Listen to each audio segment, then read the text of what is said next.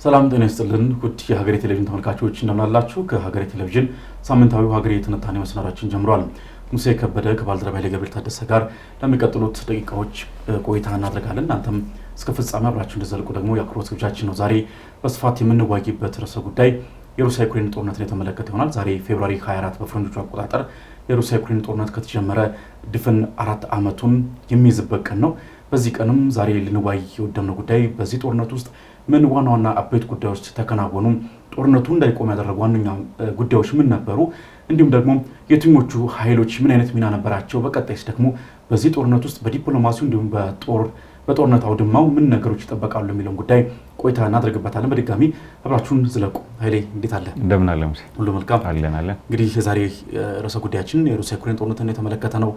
እጅግ አውዳሚው ምናልባትም ከሁለተኛው የዓለም ጦርነት በኋላ በአውሮፓ ምድር በዓለምም ካየናቸው ግዙፍ ጦርነቶች መካከል በግንባር ቀደምነት የሚነሳ ነው የሩሲያ ዩክሬን ጦርነት።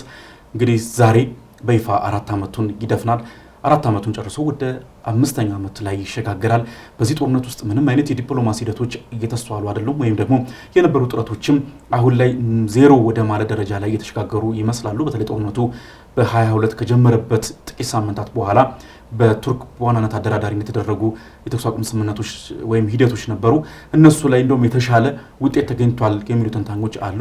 ከዛ ባለፈ ግን በተለይ በቅርብ ጊዜ ደግሞ የምንመለከታቸው የድርድሮችና እንዲሁም የንግግር ሂደቶች ምንም አይነት ይሄ ነው የምትለው ተጨባጭ ውጤትን አላመጡም። ይህ በእንዲህ እንዳለ ግን በየቀኑ ማለት በሚቻል ደረጃ እዚህ ስቱዲዮ እንኳን ባለንበት ቅጽበት ከፍተኛ የተባሉ ጥቃቶች በዩክሬን እንዲሁም በሩሲያ በኩል እየተስተናገዱ የብዙ ዜጎች ሕይወት የተቀጠፈበት ጦርነት አሁንም እንደቀጠለ ይገኛል።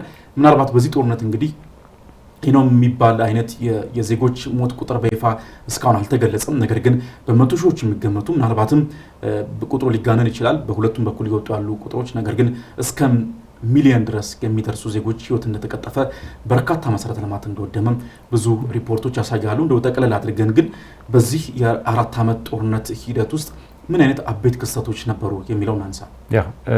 አንቨርሳሪን በጥሩ ነገር ብናከብረው ጥሩ ነበር፣ ግን ዛሬ የጦርነቱ የተጀመረበት 4ኛ ዓመቱ ላይ ይገኛልና አንደኛ ጦርነት ነው። ጦርነት የሚልን ስያሜ እስከሰጠነው ድረስ በሁለቱም በኩል ጥፋቶች ይኖራሉ፣ መውደሞች፣ በሰው ህይወት ላይ በንብረት ላይ የሚገጥሙ ውድመቶች እንዳሉ ኤክስፔክተር ነው።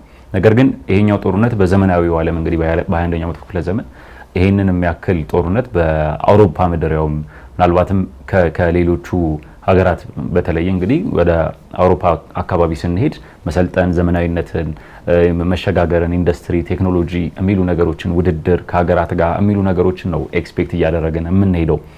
ሞስትሊ እንደዚህ አይነት ግጭቶችን በድንበር በሀገራት መካከል የሚካሄዱ ግጭቶችን፣ የእርስ በርስ ግጭቶችን በስፋት የምንመለከተው ታዳጊ የሚባሉት አፍሪካ ውስጥ በብዛት የምንመለከታቸው ግጭቶች ናቸው። ነገር ግን በዚህኛው ክፍለ ዘመን ባልተለመደ ሁኔታ አውሮፓ ውስጥ ተጀምሮ አሁንም ድረስ ለ4 ዓመታት ያክል እንግዲህ የቀጠለ ጦርነት ነው። ምናልባት ሚዲያዎች በመሰላቸትም ሊሆን ይችላል እንደ ጦርነቱ ወይም ግጭቱ እየተካሄደ ባለበት ሂደት ልክ እየተዘገበ አይደለም ብዬ አስባለሁ።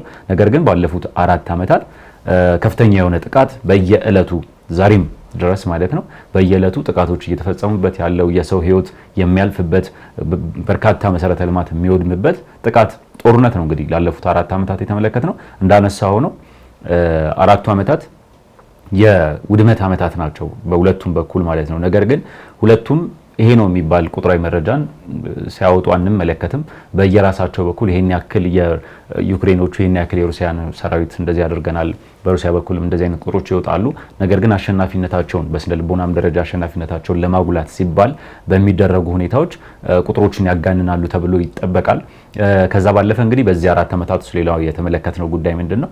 ሩሲያ ወደ 20 በመቶ የሚጠጋውን የዩክሬንን አካባቢዎች መቆጣጠር ችላለች። እንግዲህ በተለይም ደግሞ ባለፉት የመጀመሪያዎቹ ዓመታት ላይ ከፍተኛ የሆነ መስፋፋት ነበረ። ወደ መጨረሻዎቹ ዓመታት ወይም አሁን እንግዲህ 4ኛ ዓመት ላይ ባለንበት ዓመት ላይ እንግዲህ በጣም የዘገየ የሚባል አካሄድን ነው ጦርነቱ በቦታ በመቆጣጠር አንጻር ማለት ነው ቦታ በመቆጣጠር ረገድ እያደረገ ያለው እንቅስቃሴ በጣም አዝጋሚ የሚባል እንቅስቃሴን እያደረገ ይገኛል። እስካሁን ድረስ ባለው ሁኔታ ወደ 4ኛ ዓመቱ ተጠግቷል። ነገር ግን 4ኛ ዓመቱ ላይ ከሌሎች ዓመታት በተለየ ሁኔታ አዝጋሚ የሚባል የጦርነት የቦታ የመቆጣጠር ሂደት ነው። ከዛ ባለፈ ግን በዚህ ዓመት ያነሳነው ደግሞ በዚህ በአራተኛ ዓመት ውስጥ ማለት ነው ከፍተኛ የሚባለው ጦርነቱ ከተጀመረ ጀምሮ ከፍተኛ የሚባለው ጥቃት በአንድ ቀን ውስጥ የተፈጸመበት ዓመት ነው። እንግዲህ አራተኛ ዓመቱ እንግዲህ በጥቃት ደረጃ ከፍተኛ ጥቃቶች ይፈጸማሉ። በመረጃ ደረጃ ግን በሁለቱም በኩል መረጃዎች እንዲወጡ ወይም ይውጡ የሚል መረጃዎችን አልተመለከትንም። ከዛ ባለፈ ደግሞ ሩሲያ ታርጌት አድርጋ ባለፉት 4 ዓመታት እንግዲህ በክረምት ወራቶች ላይ እንግዲህ አሁን በፈረንጆቹ የበረዶ ወቅት ላይ እንግዲህ ባለፉት 4 ዓመታትን በሚባል ደረጃ ትኩረት አድርጋ ጥቃት የምትሰነዘር የነበረው በኢነርጂ መሰረተ ልማቶች ላይ በከፍተኛ ትኩረት ታደርግ ነበረ። የዚህ ዓመት ደግሞ ከሌሎቹ በከፋ ሁኔታ ጦርነቱ ላይ ፊት ለፊት ከሚካሄዱ ጦርነቶች ባለፈ ከተሞች ላይ የዩክሬን ከተሞች ላይ ኬቭን ጨምሮ ትልልቅ ከተሞች ላይ እንደዚህ መሰረተ ልማቶችን የኤሌክትሪክ መሰረተ ልማቶችን ለማሞቂያ የሚጠቀሟቸውን መሰረተ ልማቶችን ለይቶ ጥቃት የመሰንዘር ነገሮችን በሩሲያ በኩል ተመልክተናል። እንግዲህ በዚህኛው ክረምት እንዲሁም አራተኛ ዓመቱ ላይ ማለት ነው። እነዚህ ነገሮች ተመልክተናል። በዩክሬን በኩል ደግሞ በተቃራኒው የነዳጅ መሰረተ ልማቶች ላይ የነዳጅ ማጣሪያዎች ላይ እነሱን ለማጥቃት ሙከራ አድርጋለች። በተደጋጋሚ ጥቃቶችንም ሰንዝራለች ዩክሬን እንግዲህ በዚህ ዓመት ማለት ነው። ይህንን ስንመለከት ያው ሁለቱም ታርጌት ያደረጉበት ዓላማ አላቸው። ትኩረት ያደረጉበት ጥቃቶችን የሚሰነዝሩበት ምክንያቶች አሏቸው። እንግዲህ ሩሲያ በዋናነት የመሰረተ ልማቶች ላይ ለሙቀት፣ ለኤነርጂ፣ ለመብራት የምትጠቀማቸው መሰረተ ልማቶች ላይ ነው እንግዲህ ጥቃት ሲሰነዘር የነበረው። አንድ የዩክሬን የግል የኤሌክትሪክ አቅራቢ እንደውም ወደ 160 ቢሊዮን ዶላር አካባቢ በዚህ ዓመት ብቻ ወጪ አድርጓል የኤሌክትሪክ መሰረተ ልማቶችን ጥገና ለማካሄድ ብቻ በሚል ማለት ነው። ከዛ ባለፈ የጥገና እቃዎቹን ራሱ ለማስገባት ዩክሬን ላይ ማግኘት አይችሉም። ከሌሎች አውሮፓ ሀገራት የሚገቡ ናቸው።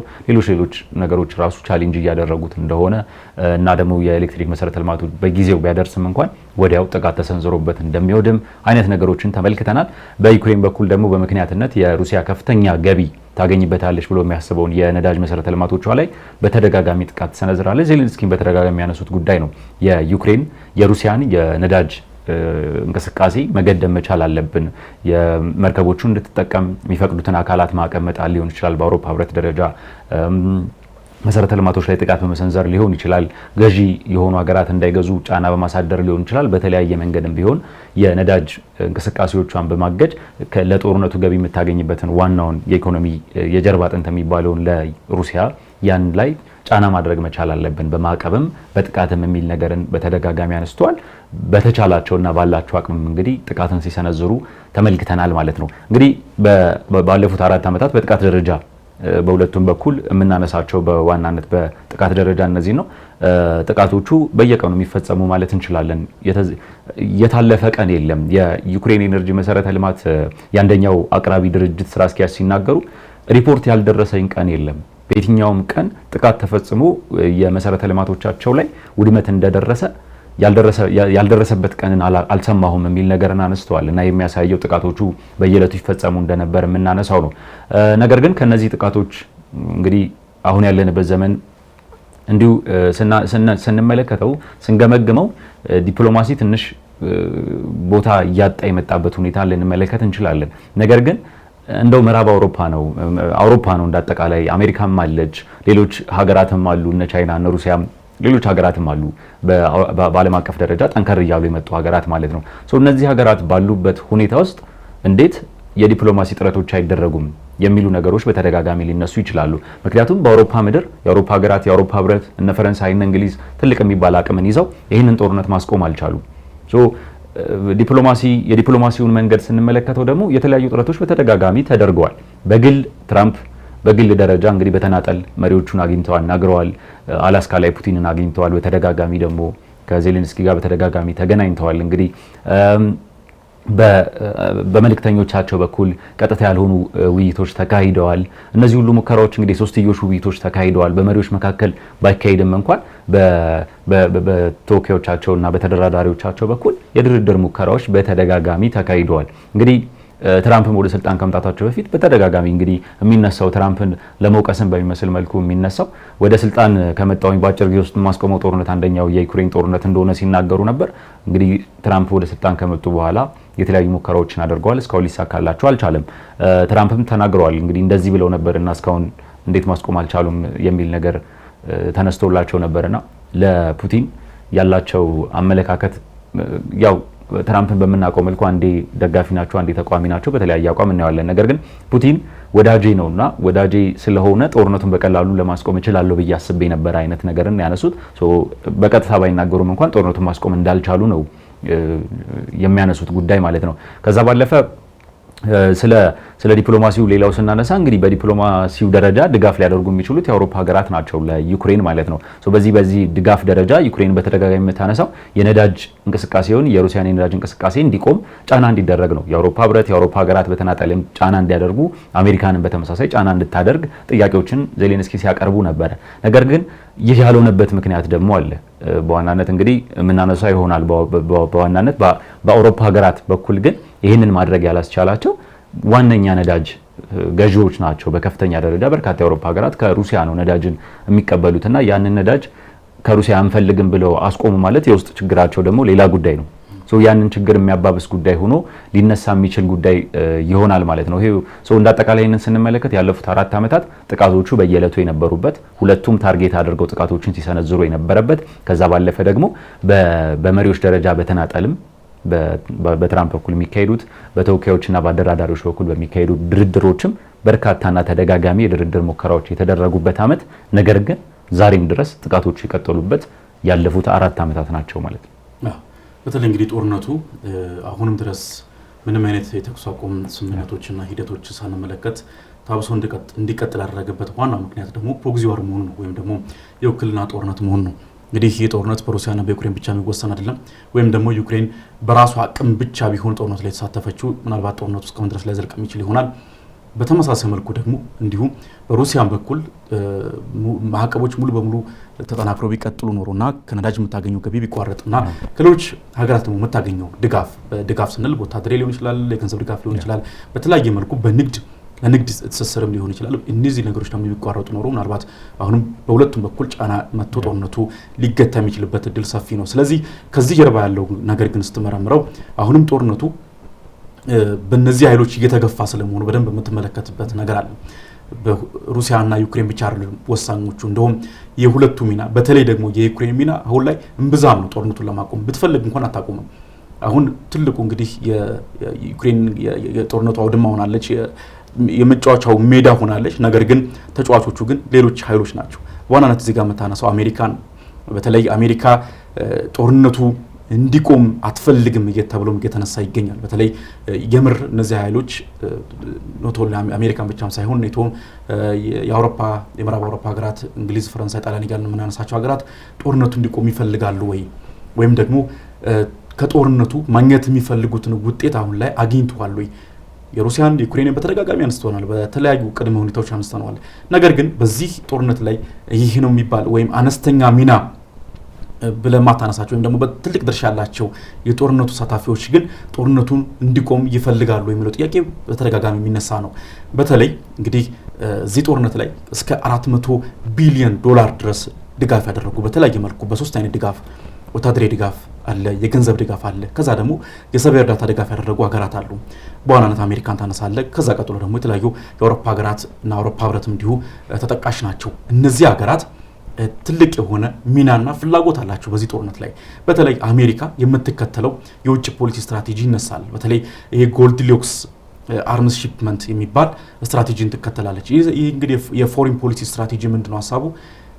የሚሰጡ የጦር መሳሪያ ድጋፎች በጣምም ያልተጋነኑ፣ በጣምም ከፍተኛ መጠን የሌላቸው፣ በጣም ደግሞ ያናነሱ ናቸው። የሚበቃትን ብቻ ለክተው ነው የሚሰጡት። ለምሳሌ ሩሲያ በድንገተኛ ጥቃት የሆኑ የዩክሬን አካባቢዎች ትቆጣጠራለች። በዚህ ጊዜ ከዚያ አካባቢ ላይ የሩሲያ ጦር እንዲያፈገፍግ ወይም በጠንካራ ግስጋሴ የዩክሬን ትላልቅ ከተሞች በመቆጣጠር ጦርነቱን በአጭር ጊዜ ውስጥ እንዳታጠናቀቅ የሚያደርጋት በጣም የተወሰነ የተገደበን የጦር መሳሪያ ድጋፍ ብቻ ያደርጋሉ። ይህ ማለት እንግዲህ ከዚህ ቀደም ሰጡ እንደነበረው ልክ እንደ የታንኮችን ሂማርስ፣ ፓትሪዮት የአገር መከላከያ ስርዓቶችን እነዚህ በጣም በተወሰኑ መጠን ብቻ ድጋፍ ይደረግላታል። እንክብል ልክ እንደ ጠብታ ነው የሚሰጣት። ያን ግን ከተደረገ በኋላ ኢሚዲየትሊ ልክ የሩሲያ ጦር ካፈገፈገ በኋላ ወይም ደግሞ ባለበት እንዲረጋ ከተደረገ በኋላ ግን ኢሚዲየትሊ እሷ ምንድነው የምታደርገው? እባካችሁ ስጡኝ፣ የሩሲያን ጦር ላባረው ወይም ከግዛቴ ላስወጣው። ልክ 1991 ላይ እንግዲህ የሶቪየት ህብረት መፈራረስ ይፋ ከተደረገ በኋላ የተለያዩ ሀገራት ግዛታቸውን ሲያዋቅሩ ዩክሬንን በተመሳሳይ መልኩ ግዛቷን አዋቅራ ነበርና ይሄ ነው የኔ ክልል ብላ እንግዲህ ያሰመረችው ግዛት ነበር። ያ ግዛት ክሬሚያን የሚያጠቃልል እና አሁን ደግሞ ቅድም ሳነሳው እንደነበረው ከ18 እስከ 20% የሚገመተውን በሩሲያ እጅ የሚገኘው መሬት የኔ ነው። ስለዚህ ሩሲያ ከነዚህ አካባቢዎች ትውጣልኝ እንድትወጣ ላድርግ ስጡኝ መሳሪያ ስትል ደግሞ ኖ ትባላለች። ይሄ እንግዲህ ብዙ አይነት ምክንያት እዚህ ጋር ይጠቀስ ይችላል። በዋናነት ከላይ የሚነሱ ሀሳብ ጦርነቱን ማባባስ አንፈልግም የሚለው ሀሳብ ይነሳል። በተለይ በአሜሪካ በኩል እና በተለያዩ ሀገራት በኩል የሚነሳው ይሄ ነው። ከዛ ባለፈ ደግሞ የኒኩሌር ስጋትም እንዲሁ የሚነሳ ነው። በተለይ ፑቲን እንደ ቀይ መስመር የሚያወጥ ጉዳይ አለ። የረጅም ርቀት ተመዘግዛጊ ሚሳኤሎች ወደ ሩሲያ ግዛት በጥልቀት ገብተው ጥቃት መፈጸም የሚችሉና የሩሲያን ጦር ሊያብረከርኩ የሚችሉ ጥቃቶች እንዲፈጸሙ የሚያደርጉ ጦር መሳሪያዎችን ድጋፍ እንዳይደረግ በአጥብቀው ነው የሚያስጠነቅቁት። እነዚህ ጦር መሳሪያዎች ድጋፍ የሚደረግ ከሆነ ግን ኢሚዲየትሊ ምናልባትም እንግዲህ ሶስተኛው ጦርነት ሊዋለድ የሚችልበት እድል ሰፊ ከመሆኑ ጋር በተያያዘ ይህንን በመስጋት ነው ድጋፍ ማናደርገው የሚለው ሀሳብ ይነሳል። ነገር ግን ከበስተጀርባ ያለው ጉዳይ ግን ይሄ አይደለም የሚሉ ተንታኞች አሉ። በተለይ በዚህ ጦርነት ውስጥ የተመለከትነው ዋናው ጉዳይ በዋናነት ደግሞ አሜሪካን በተመለከተ በዚህ ባነሳ ነው በጎልድሎክስ አርምስ ሺፕመንት በሚለው አስተራር መሰረት ሩሲያ ቀስ በቀስ አቅሟ እንዲሟጠጥ የማድረግ ምክንያቱም ወደድንም ጠላንም አሜሪካና ሩሲያ ከፍተኛ የሆነ የንግድ ስራ አላቸው ወይም ደግሞ ወዳጅነት አላቸው። በተመሳሳይ መልኩ ደግሞ የዘመናት ባላንጣ ናቸው። ወይም አንዱ ያንዱን ስኬት አንዱን እድገት የሚደግፍ ሀገራት አይደለም ጦርነት ጀምሮ። ስለዚህ ምንድነው የሚፈለገው ነገር አሜሪካ በዚህ ስትራቴጂው አማካኝነት ቀስ በቀስ የሩሲያን አቅም ማዳከም የሩሲያን አቅም ማሟጣጥን እየተከተለች ትገኛለች። በተለይ በጦርነት ውስጥ እንግዲህ በትልቁ እየተሳተፉ የሚገኙት የሩሲያ ወታደሮች የሩሲያ ጦር ጀነራሎች እንዲገደሉ አይደለ። ከዛ ደግሞ የሩሲያ ኢኮኖሚ በቴክኖሎጂ አድቫንስመንት ሊሆን ይችላል። ከዛ ባለፈ ደግሞ በኢኮኖሚ እንዳትገዳደራትና አቅሟን እንድታጣ የማድረግን ስትራቴጂ በአሜሪካ በኩል እየተከተለች ትገኛለች። ከዚህ ጋር አያይዘን የምናነሳው ይህንን ስታስብ ደግሞ በተመሳሳይ መልኩ የጦር መሳሪያ ድጋፎችንና የጦር መሳሪያ ሽያጭን ደግሞ ለተለያዩ ሀገራት በዋናነት ደግሞ ለዩክሬን እያደረገች ደግሞ የራሷን አቅም እያፈረጠመች መታለች። አዮ ፓራዶክሱን ሩሲያ እየተዳከመች ነው። በተመሳሳይ መልኩ ደግሞ አሜሪካ ደግሞ ራሷን ደግሞ እያደራጀች እያፈረጠመች ትገኛለች። በተለይ እንደምናውቀው እንግዲህ በ2024 ላይ በነበረው መረጃ መሰረት እስከ 40% የሚሆን የዓለም የጦር መሳሪያ ሽያጭ ድርሻ ያላት አሜሪካ ነች። አደራዳሪዋ ደግሞ አሜሪካ ነች። አብዛኛው ደግሞ ለማን ነው የሚላከው? እንግዲህ ቁጥር 1 ሻጭ አሜሪካ ካልን ቁጥር 1 ገዢ ደግሞ በተለይ ባለፉት 4 እና 5 ዓመታት ውስጥ ደግሞ ዩክሬን ነች በዓለም ላይ። ስለዚህ ይህንን ፓተርን ስመለከት አሜሪካ እንዲህ አይነት ስጉር አላማን ይዛ እየተንቀሳቀሰች ትገኛለች። ልክ እንደነ ሎኪድ ማርቲን የሚባሉ እንደነ ሬይቲን የሚባሉ የጦር መሳሪያ የአሜሪካ ግዙፍ የጦር መሳሪያ አምራቾች ኩባንያዎች በዚህ 4 ዓመታት የጦርነቱ ሂደት ውስጥ በጣም ከፍተኛ የተባለ ገቢ ወደ ካዝናቸው አስገብተዋል። ስለዚህ ይህ የሚያሳይ አሜሪካ ይህንን ከዚህ የጦርነት መግፋት ውስጥ በድብቅ እየተንቀሳቀሰች የምትገኘውን ነገር ነው የምንመለከተው። ምናልባት ይሄ ጦርነት አዲስ አይደለም። በተለይ በዚህ በአሜሪካ በጎልድሎክስ አርምስ ሺፕመንት በሚባለው የፎሪን ፖሊሲ አፕሮች ውስጥ በሩሲያ ዩክሬን ጦርነት ላይ ብቻ አይደለም የምንመለከተው። በባይደን በኦባማ አስተዳደር ውስጥም በ2013 ላይ የሶሪያ እርስ በርስ ጦርነት ከጀመረ ከጥቂት ዓመታት በኋላ በሶሪያ የሚገኙ አሸባሪ ቡድኖችን አሜሪካ ትደግፍ ነበር። በተለይ ደግሞ በጦር መሳሪያ ድጋፍ ኤስዲኤፍ ተብሎ የሚጠራው የሶሪያ ዲሞክራቲክ ፎርስስ በዋናነት ከአሜሪካ ድጋፍ የሚያገኝ ነው። አብዛኛው የደቡብና የደቡብ ምስራቃዊ የሶሪያ አካባቢዎችን በመቆጣጠር ትልቅ የሚባለውን የሶሪያን የነዳጅ ክምችት ይዞ የሚገኝ ኃይል ነው። ይህንን በጦር መሳሪያ ድጋፍ በማድረግ ለዚህ ኃይል የበሽር አልአሳድን መንግስት ለመገርሰስ ቀስ በቀስ ለመገዝገዝ በትልቁ ተጠቅማበታለች። ነገር ግን አሁንም ግን ይሄኛውን ኖት ቱ ማች ኖት ቱ ይሄ በጣም የበዛም ያላነሰም ድጋፍ ነው የሚደረግለት። የበዛ ከሆነ ምናልባት ራሱን በማደራጀት ራሱ ሊከላከል ይችላል።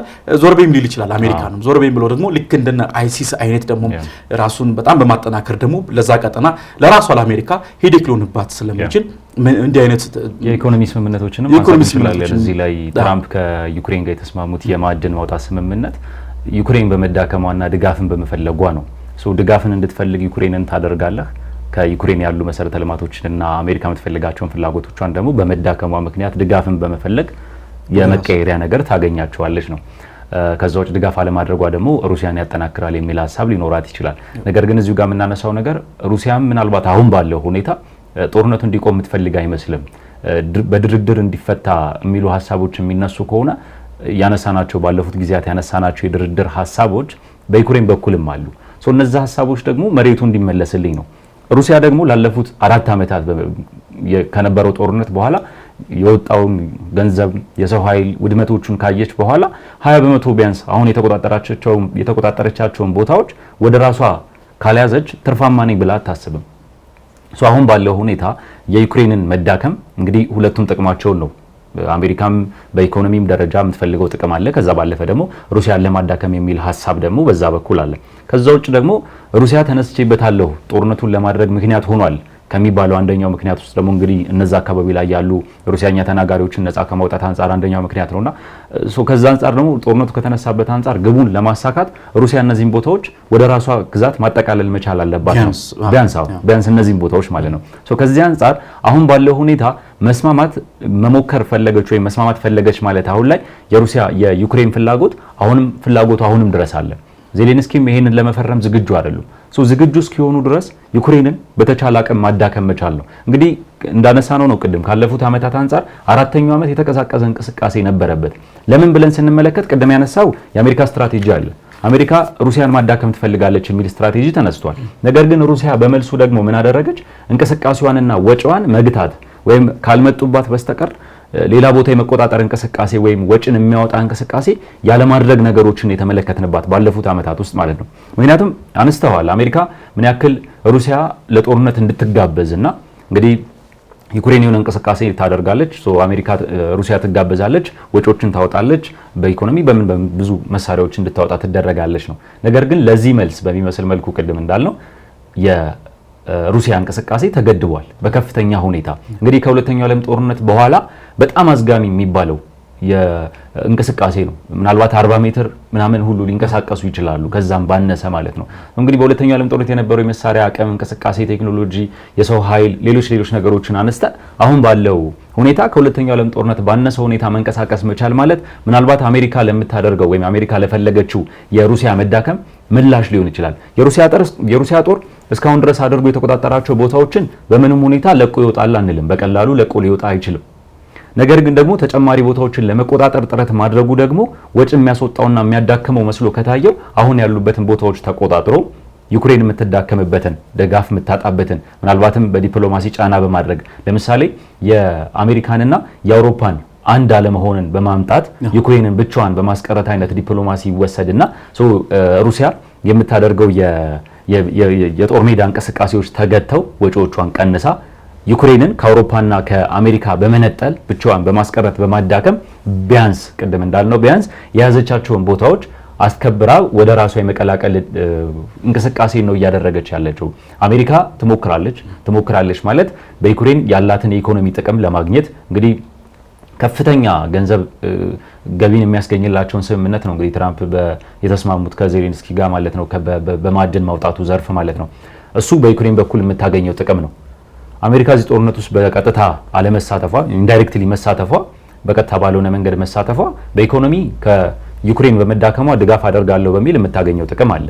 ከዛ ባለፈ ደግሞ ሩሲያ ጦርነቱ ላይ እንድትቆይ በማድረግ ደግሞ ወጪዋን በማብዛት የምታገኘው ጥቅም አለ።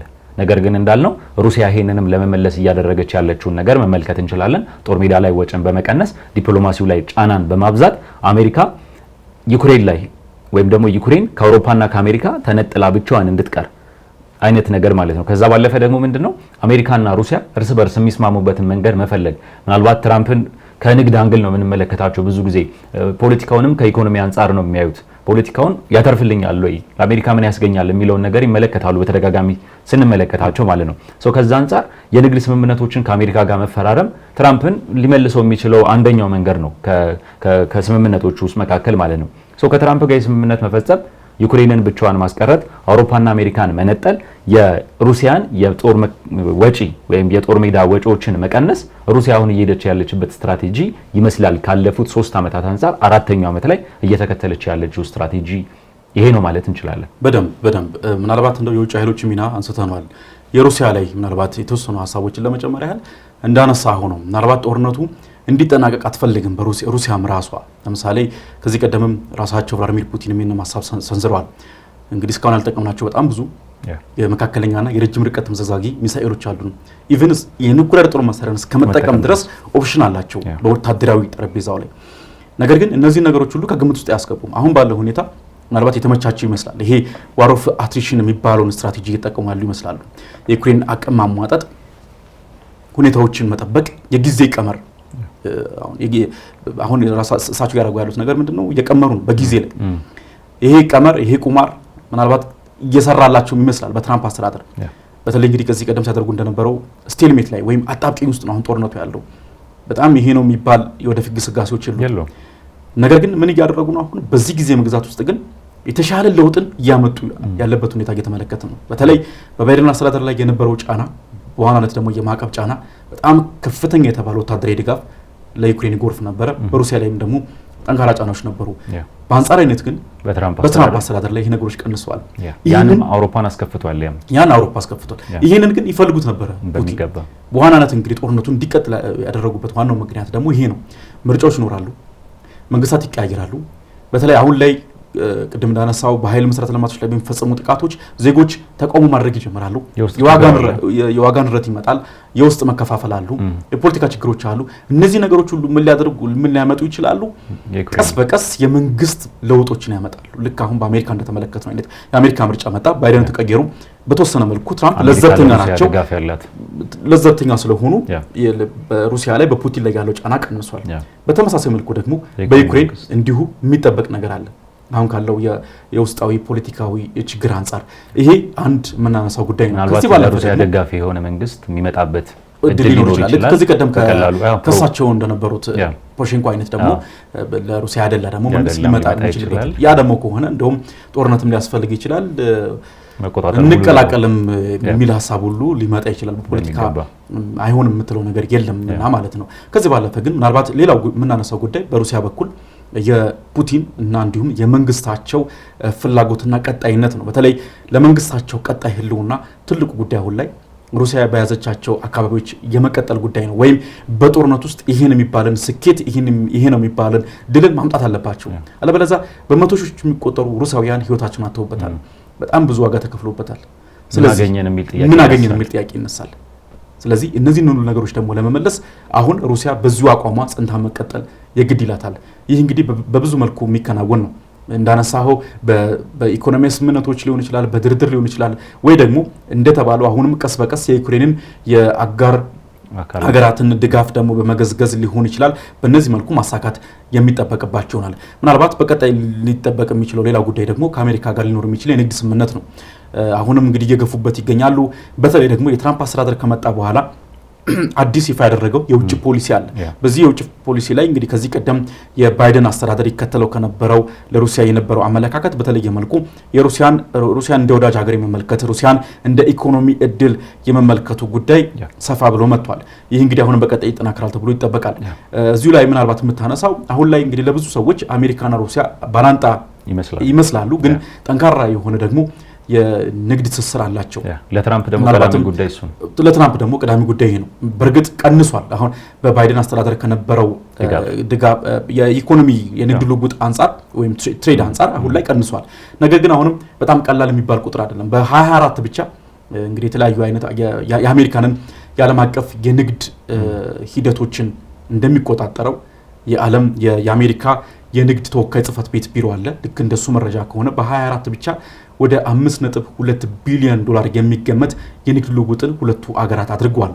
ይህ እንግዲህ ከዚህ ውስጥ የሸቀጥ ንግዱ ወደ 3.2 ቢሊዮን ዶላር ገደማ ድርሻ አለው። ቀሪው ደግሞ የአገልግሎት ንግድ ልውውጥ ነው በሁለቱም በኩል ያደረጉት። ከዚህ ውስጥ እንግዲህ አብዛኛውን ድርሻ የሚይዘው በጣም በሚያስገርም ሁኔታ ሩሲያ ወደ አሜሪካ የላከችው ምርት ነው። ይህ እንግዲህ ወደ 3 ቢሊዮን ከ3 እስከ 3.2 ቢሊዮን ዶላር ገደማ ያለው ድርሻ ያለው ነው። ከዚህ ውስጥ እንግዲህ ፈርቲላይዝ በአብዛኛው እንግዲህ የማዳበሪያ ምርት ነው የሚላከው። ከማዳበሪያ ውጪ ዩራኒየም፣ ሌሎች ምርቶች ወደ አሜሪካ የሚገቡ ናቸው። በተመሳሳይ መልኩ ደግሞ ከአሜሪካ ደግሞ ወደ ሩሲያ ደግሞ የሚገቡ ምርቶች አሉ። ከሸቀጥ ይልቅ አገልግሎት ዘርፉ ከፍተኛ ድርሻ አለው። ስቲል ግን ወደ 500 ሚሊዮን ዶላር ገደማ የሚሆን ደግሞ ምርትን ወደ ሩሲያ ከአሜሪካ የሚገባ ነው። ይህ እንግዲህ በ2024 ያለው ቁጥር ነው። ከዚህ ቀደም ከነበረው ትሬንድ በተለይ ከ2023 እንኳን ከነበረው አንጻር ስታወዳድረው ወደ ከ20 በመቶ በላይ ቅናሽን አሳይቷል። ነገር ግን በ2025 ደግሞ ከፍ እንዳለ መረጃዎች እያመላከቱ ይገኛሉ። ይህ የሆነበት ደግሞ ዋናው ምክንያት ምንድነው? ትራምፕ ወደ ስልጣን የመጡበት 2025 ዓመት በእርግጥ ይህን የሚባል የተጠቃለለ ሪፖርት እስካሁን ድረስ ይፋ አልተደረገም። ነገር ግን ሲወጣ በከፍተኛ ሁኔታ የመጨመር አዝማሚያ እንዳለ ትመለከታለ። አሁንም ይህ ሁኔታ ደግሞ ተጠናክሮ ይቀጥላል ተብሎ ይጠበቃል። ምክንያቱም አሁንም አሜሪካ ከሩሲያ የምትፈልጋቸው ምርቶች አሉ፣ ሩሲያ በተመሳሳይ መልኩ ደግሞ ከአሜሪካ የምትፈልጋቸው ምርቶች አሉ። ልክ የቴክኖሎጂ ጉዳይ ቅድም ስናነሳ እንደነበረው በጣም ዘመናዊ የሆኑ ማሽነሪዎችን አሁንም ሩሲያ ከአሜሪካ የምትፈልጋቸው ምርቶች ናቸው። መድኃኒቶችን ትፈልጋለች።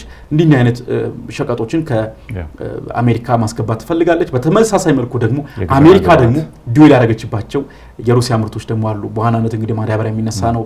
ዩራኒየም፣ ለኒኩለር ማብለያነት የሚውሉ ደግሞ የተለያዩ ግብዓቶች ከሩሲያ የሚገቡ ምርቶች ናቸው። በእነዚህ ሁሉ አሜሪካ አሁንም ጥገኛ ነች። እነዚህ ሁሉ ነገሮች ተጠናክረው የሚቀጥሉ ይሆናል።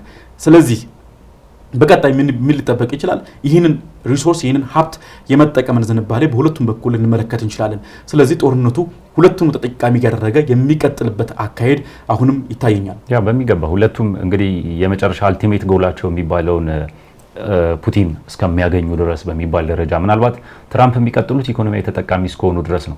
በየትኛውም መንገድ ኢኮኖሚያዊ ተጠቃሚ ሆኖ የሚቀጥሉ ከሆነ ይቀጥላሉ። ፑቲን ደግሞ በመጀመሪያ ደረጃ ግጭቱ ለምን ተጀመረ፣ እዚህ ድረስ ለምን ደረሰ የሚባሉ የተነሱባቸው ዓላማዎች አሉ። እነዛን ዓላማዎች እስከሚጠቀልሉና እስከሚያሳኩ ድረስ ጦርነቱ ምናልባት የሚቀጥልበት እድል ሊኖር ይችላል። ከዛ ባለፈ ደግሞ ለአሜሪካ ወዳጅነታቸው እየጠነከረ የሚመጣበት እድል ሊኖር ይችላል። ከዛ ባለፈ አሁን እያየን ባለነው ሁኔታ ደግሞ አውሮፓ ከአሜሪካ የመነጠል ነገሮችን እየተመለከትን እንገኛለን። ከዚህ አንጻር ስንመለከት ዩክሬንን ጫና ውስጥ የሚከትበት ሁኔታዎች ሊመጡ ይችላሉ። አውሮፓም እንግዲህ የውስጥ ችግሮቻቸውን ራሱ በተደጋጋሚ ያነሳ ነው ጉዳይ ነው። የውስጥ ችግሮቻቸው ጫና ውስጥ እየከተቷቸው ስለሆነ የሌላን ሀገር ችግር ከመፍታት ይልቅ የውስጥ ችግሮቻቸው ላይ የማተኮር ነገራቸው ላይ ስለሚዞሩ ምናልባት ዩክሬን አሁንም ከዚህ የበለጠ ጫና ውስጥ የምትገባበት እድል ሊኖር ይችላል። በቀጣይ ግን የምንመለከተው ጉዳይ ይሆናል። የዲፕሎማሲያዊ ጥረቶች ኦብቪየስሊ ለማስመሰልም ይሁን በትክክል ዲፕሎማሲያዊ ጥረትን ለማምጣት በሚባል ደረጃ ሊደረጉ ይችላሉ።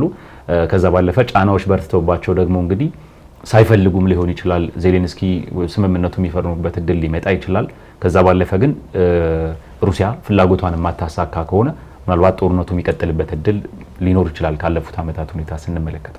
እኔም እንዲህ አይነት ሀሳቦች ናቸው ያሉኝ። ምናልባት በቀጣይ የሚጠበቁ ጉዳይ አሁንም የተለየ ተርኒንግ ፖይንት ከሌለ ልክ እንደ አሜሪካው የ25 ምርጫ ሁሉ የሆነ የተለየ ተርኒንግ ፖይንት ከሌለ የጦር መሪዎች አሳሲኔሽን ምናልባት ሊጠበቅ ይችላል። ይህም አንዱ አይሆንም የምትለው ነገር አይደለም።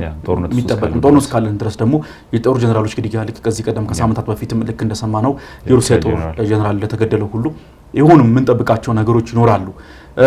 ከእንዲህ አይነት ደግሞ በጦር አውድማው ላይ ካሉ ደግሞ ጉዳዮች ባሻገር ደግሞ በዲፕሎማሲው ደግሞ ሂደት ውስጥ ደግሞ በተለየ ዲፕሎማሲያዊ ጫና ይህ እንግዲህ በተለየ ስንለው ብዙ ምክንያቶች ይኖሩታል። ከበስተጀርባው ቅድም ካነሳናቸው ጂኦፖለቲካዊ፣ ኢኮኖሚያዊ፣ ታሪካዊ ሌሎችም ደግሞ አይነት የሚሊታሪ አቅምም አንድ ጫና የሚሊታሪ አቅምም ራሱ ደግሞ ሚሊታሪ ጉዳይ ምንድነው ይነሳል። ከነዚህ አይነት ሁሉ ጫናዎች ደግሞ የሚመጡ ደግሞ ምናልባት የድርድር ቅድመ ሁኔታዎች መለሳለስ የጦርነቱን አቅጣጫ ሊቀይሩት ይችላሉ።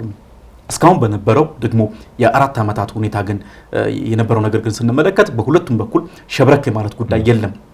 ካለው ደግሞ የሁለቱም ደግሞ ሀገራዊ ኃላፊነት አንጻር ሩሲያም በዩክሬንም በኩል ቅድመ ሁኔታዎቻቸውን አሳልፈው እንዲሁ በቀላሉ አሳልፈው ይሰጣሉ ተብሎ አይጠበቅም።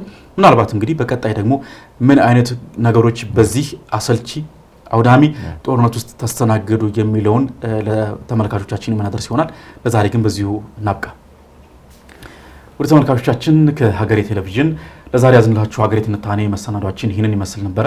ሙሴ ከበደ ከባልደረባ ኃይለ ገብርኤል ታደሰ ጋር ቆይታ አደረግን። እናንተም እስከዚህ ሰዓት ድረስ ከኛ ጋር አብራችሁን ቆያችሁ ከልብ እናመሰግናችኋለን። በቀጣይ ሳምንት በሌላ ዓለም አቀፍ ርዕሰ ጉዳይ እስከምንገናኝ ድረስ ሰናይ ጊዜ ይሁንላችሁ።